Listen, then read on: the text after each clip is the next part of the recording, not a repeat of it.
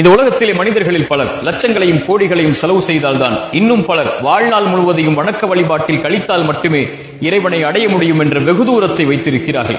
இறைத்தூதருடைய இந்த செய்தி இவர்களுக்கெல்லாம் ஆச்சரியத்தை கொடுக்கும். இறைத்தூதர் சொன்னார்கள், நாளை மறுமையில் ஒரு அடியானை அழைத்து இறைவன் கேட்பான், நான் பசித்திருந்தேன், உணவளிக்கவில்லை நீ. நான் தாகித்திருந்தேன், தாகத்திற்கு தண்ணீரை கொடுக்கவில்லை நீ. நான் நோயிற்றிருந்தேன், ஏன் என்னை நலம் விசாரிக்க வரவில்லை. அந்த அடியான் இறைவனை பார்த்து கேட்பான், இறைவா, நீ பசித்திருந்தாயா, நீ தாகித்திருந்தாயா, நீ நோயிற்றிருந்தாயா, நீதான் இந்த உலகத்தை படைத்த இறைவனாயிற்று.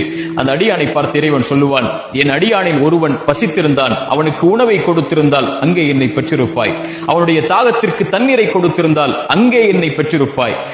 அவனுடைய நோய்க்கு செலவழிக்க அல்ல, நலம் விசாரிக்க சென்றிருந்தால் என்னை நீ அங்கே பெற்றிருப்பாய். இறைத்தூதர் சொன்னார்கள், இந்த உலகத்திலேயே இறைவனுக்கு விருப்பமான செயல்களில் ஒன்று ஒரு அடியான் சோகத்தில் கஷ்டத்தில் இருக்கும் போது அவனுடைய முகத்தை சிரிப்பால் மாற்றுவது மட்டுமே என்று. ஒரு பாதையில் இடையூறு தரக்கூடிய ஒரு முள்ளை அகற்றினால், ஒரு பூனைக்கு தண்ணீர் கொடுத்தால், ஒரு நாய்க்கு உணவளித்தால் கூட இந்த எளிய முறைகளில் கூட இறைவனை அடையலாம்.